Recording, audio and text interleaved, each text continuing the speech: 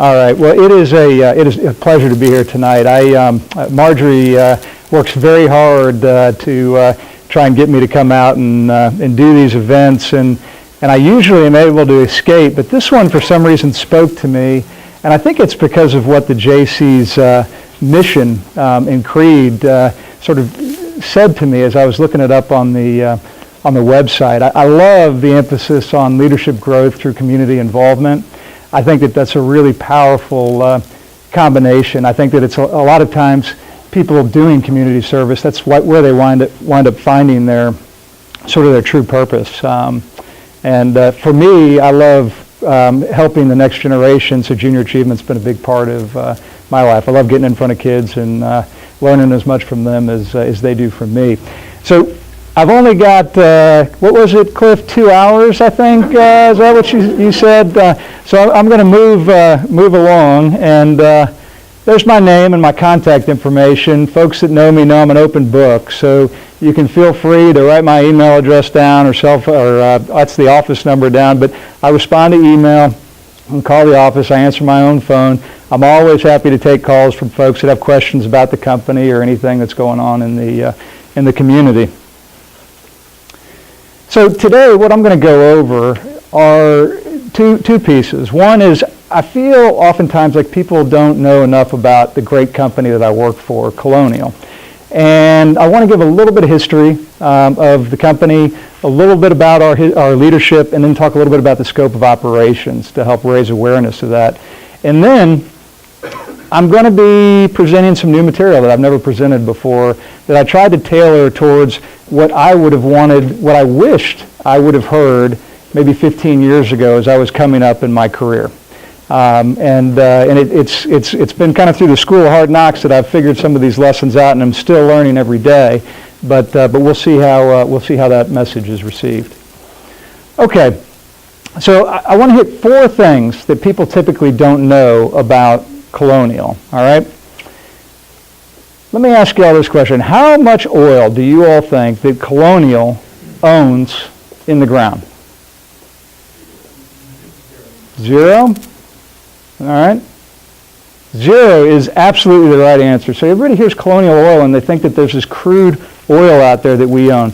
We don't own the first drop of crude out there, okay? Colonial Oil, that one subsidiary, is a light oils division. What it does is it markets light petroleum products. We're one of America's largest private companies right here in Savannah, and that's pretty cool. I mean, it's not that often that you can claim a company like this as one of our own, right? We're a lot more than a petroleum company, and we'll talk about that in just a minute. And finally, and this is really important, and this is what I love most about my job, is that not only are we local, but we are a family business. All right, so you've got a local Savannah family business. It's one of the largest in the country. That's incredible. Okay, this is going to walk you through our history. That's where we started, in one of the service stations that our founder built back when we were called American Oil Company. Some of our Enmark guys in the back are laughing at how far we've come since then, I think. But you can see, this is kaolin clay that we process through our terminal. Of course, Enmark, that y'all are seeing more and more out there in the community. Mosqueopac, one of our new manufacturing subsidiaries that's launching this month. And this is our Plant 1 terminal here in Savannah, Georgia, where we store all kinds of different bulk liquid commodities. Our leadership, we were founded by Raymond Demery after World War I. He came back to this country and said, how am I going to make my fortune? He was very wise. He saw this thing called the horseless carriage. And he said, gee whiz, somebody's going to have to take care of those. Somebody's going to need to provide a service. And service is the word that's very important in our company. Service is where we started. Service is still how we make a difference in our customers' lives and in the community today. He was succeeded by Charles Jarrell, then Robert H. Demery Sr., or Bobby, who took over. And currently, you can see our leadership down there at the bottom. Rob Demery, Bill Baker on the left, who's Vice President of Operations, and Frank Brown, who's Vice President of Finance. I don't know where that's... I just wanted to... I know you all are committed to giving back. Colonial is committed to giving back as well. I mess up sometimes when I put this slide up because I always leave some of the organizations out that we support. But Colonial is very committed not only financially to supporting to supporting the community. It encourages its leadership to get out there and be engaged, which is really a lot more important than money at the end of the day. You want your talent, just like you all are doing, is getting out there and making a difference in the community. If every company would encourage its leadership to go out there and not just serve on a board, but be an active member of an organization. I love talking with the leadership of the Jaycees here, hearing that, hey, listen, we're out there. If people don't want to come here and be active, they're not going to be successful. They're not going to stay in this organization. So, timelines. We were founded in 1921, actually as American Oil Company, and people don't know that about us. But American Oil Company gave way to what became Colonial. And why did that happen? You might be familiar with a company called Amoco. Amoco wanted to come into the Southeast, but we'd already planted the flag as American Oil Company down here. So we had to work out a little arrangement with them, and we agreed to sell them the name. And then our smart founder took that money and invested it in this little thing called waterfront property on the Savannah River, which is now where our Plant 1 terminal sits. I won't go into the details of this, but you can see, I do want to point one thing out. You'll notice here, our current president took over right in this space right here. Look at the activity back here in the first two generations. Look at the activity in the third generation leader of our company. People like to say that the first generation starts it, the second generation maintains it, and the third generation destroys it, right?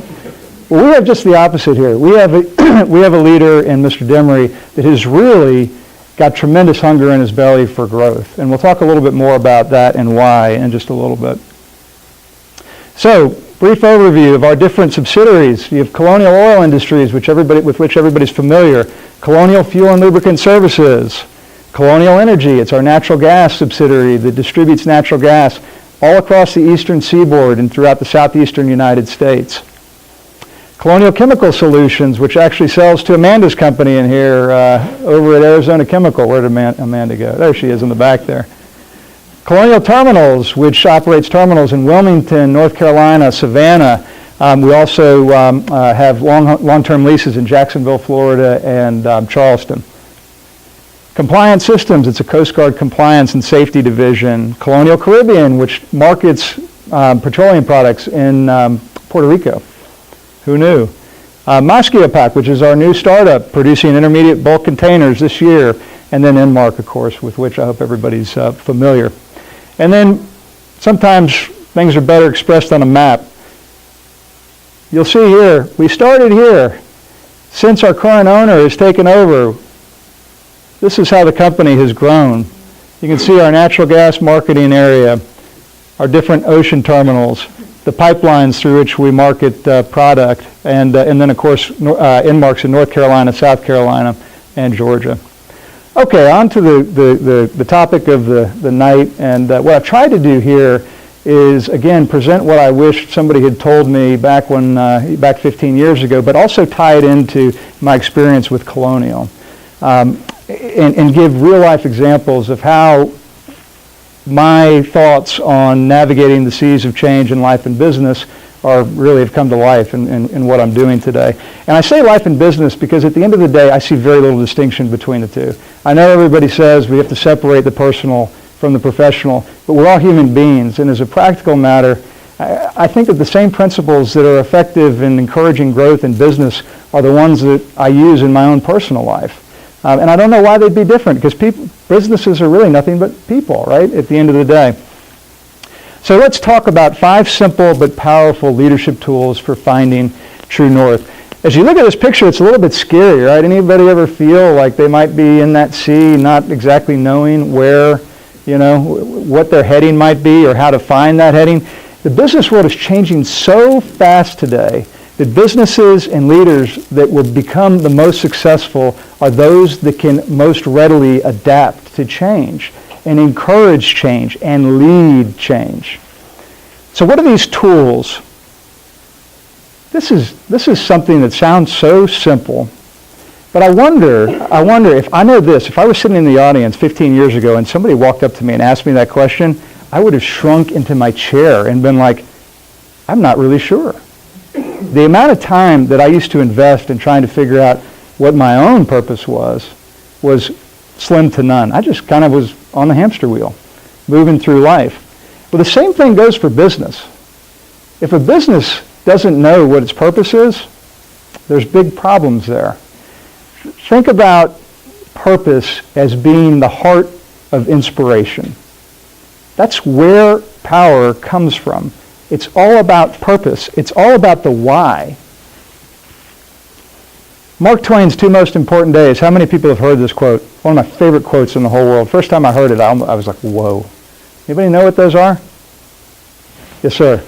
Would it be the day he was born and the day he found out why he was born? Exactly. So you got a very smart man in Mark Twain, right, that says, gee, there's two important days. How much time do we really invest in thinking about why we're here as individuals, as leaders, why our businesses are doing what they're doing? And then, have we written it down?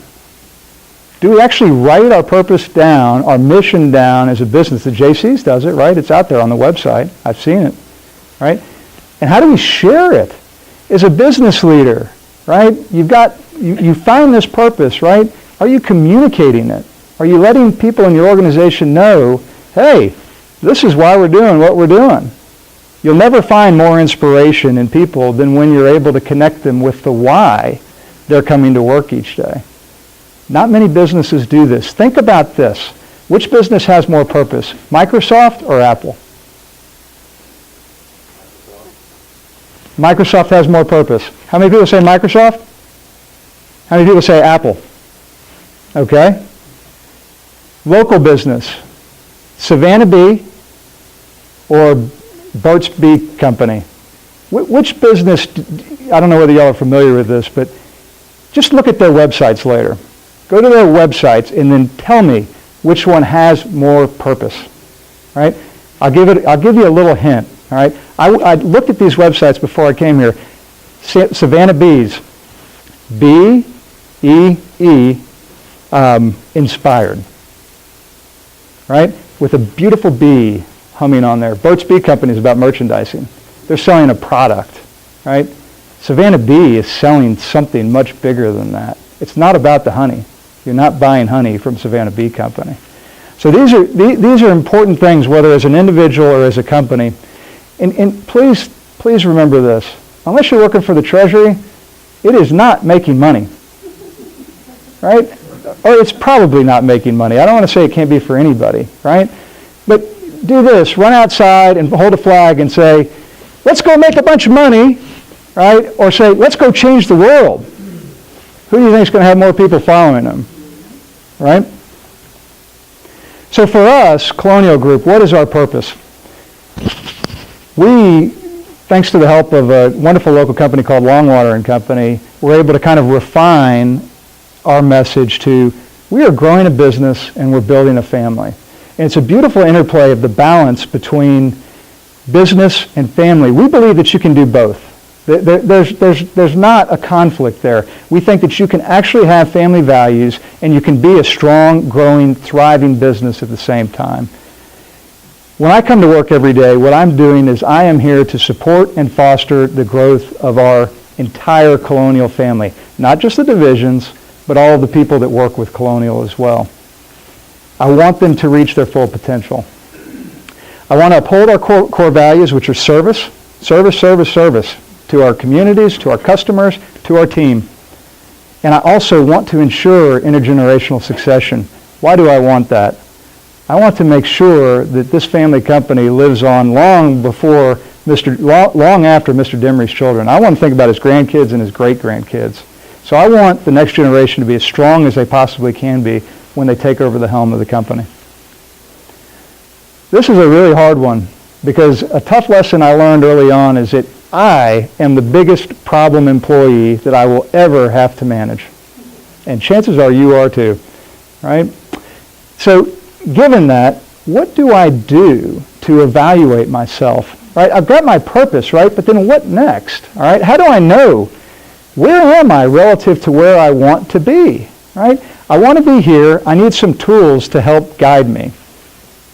And they need to be constructive and they need to be objective. I don't need anybody telling me what I want to hear. I can look in the mirror and tell myself that. I need somebody that's going to be really honest with me. So what do? You ask for help. Find mentors, right? Find a group like this together where you can be honest with one another, not just make small talk across the table, but really make good suggestions about how somebody might make that next step in their own growth. They'll return the favor to you if you do it for them. Measuring progress is so critical. Think about going bowling. How many people in here have been bowling? Anybody like it? Fun? Yeah? So now I want us all to go bowling, and I'm going to hang a curtain over the pins. How does that sound? Does that sound like fun? Right? How do you know? You have to have a metric to know whether or not you've got 1 pin or 10 pins or what have you, right? You got to have something. What I call them, and what a lot of folks call them, are KPIs in the business world, key performance indicators, right? How am I doing relative to where I want to be? Am I marching down the path that's going to get me there? Remember this. This is so critical. If you remember nothing else about business, remember this. Bottom lines are lagging indicators. They tell you nothing about the company today. Nothing. Zero. If you ever buy a business based on what the bottom line is today, you will lose a lot of money, or you will likely lose a lot of money. Key leading indicators are what you need to pay attention to, and one of them that I've found that's critical is what does an organization invest in its own development as well as the development of its leaders? What are we doing as leaders to help grow stronger? Look for that. Look for that in yourselves. Look for that in businesses that you're a part of. Look for that in any business that you might think about becoming a part of. So I'm going to give you a great example here, and I can see that I'm likely to run long, but y'all have to forgive me a little bit on this. A little bit of commentary about our owner, Mr. Demery. He is a very, very rare leader at 66 years of age. When I joined the company in 2011, and even before that, he recognized that there was a problem. He recognized that our growth had stagnated. He recognized that there were some tough seas ahead. What does a leader that has nothing left to prove, that has accomplished so much, do? I mean, he could have very easily just said, you know what, I'm tired of this. I think I'm just going to cash in my chips, and I'm going to go on into the sunset, right? What does this fellow do? What he does is he says, no. He says, I'm going to reach down into the organization, and I'm going to ask for help. I'm going to ask my entire team down to the ground level what they think about me as a leader and the rest of the leadership team and the company as a whole. Wow. What kind of signal did that send to the whole company when a leader says, you know what, I don't have the answer, but I trust my team. I'm going to reach down and tell them I need that information, right? And then not only do I need that information, but I'm going to use that information to chart our course out of these waters. And I'm even going to go so far as to get some outside facilitation help to say, hey, I've got all this information coming together. Can you help us as a leadership team process it? And then at the end of this whole process, send a beautiful letter out to the entire team saying, guess what? You all were right. I need to make